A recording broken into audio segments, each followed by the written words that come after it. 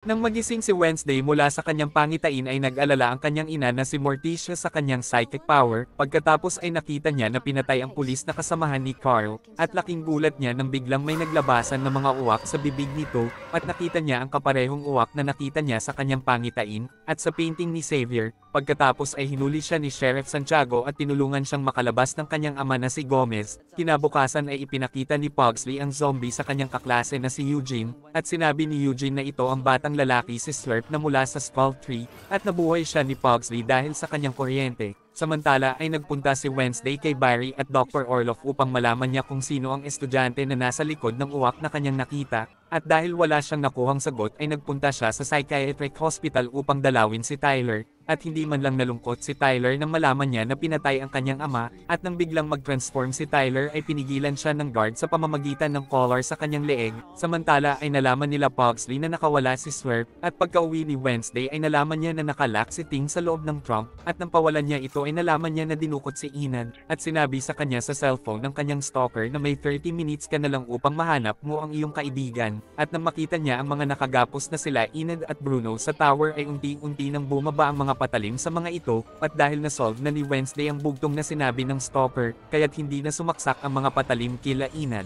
At pagkatapos ay biglang lumabas na ang kanyang stalker na si Agnes na may invisibility power.